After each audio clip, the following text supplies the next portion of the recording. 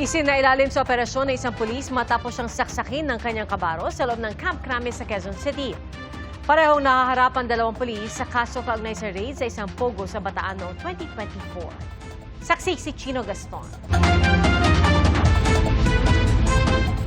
Bakas pa ang mga dugo sa uniforming ito ng Police Executive Master Sergeant Eric Castro. Ayon sa PNP, pinagsasaksak siya ng kabarong si Police Senior Master Sergeant Michael Camilo habang nasa kusina ng PNP CIDG Anti-Organized Crime Division.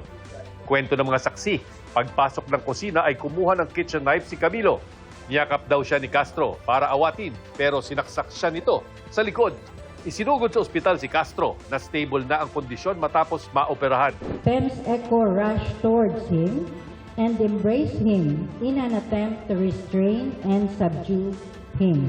However, PSMS Mike was able to stab Pems Echo in his back, causing injury. The two personnel involved are among the 6 personnel under restrictive custody and CIG, while administrative criminal charges were filed against them in relation to the alleged theft of evidence confiscated during an October 2024 raid of an alleged Philippine offshore gaming operator building in Bagac, Bataan.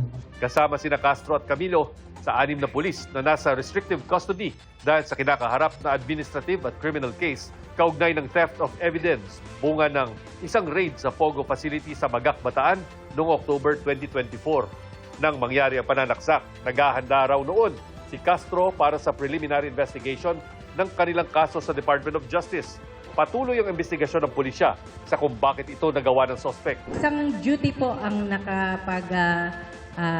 sabi, no? May binabanggit na parang may napansin lang. At yun po ngayon ang kasalukuyang tinatanong kung may change ba sa behavior. Mahaharap sa karagdagang kaso ng frustrated murder ang suspect na iti-turn over sa QCPD Station 7. Sinusubukan pa namin kunan ng panig ang suspect.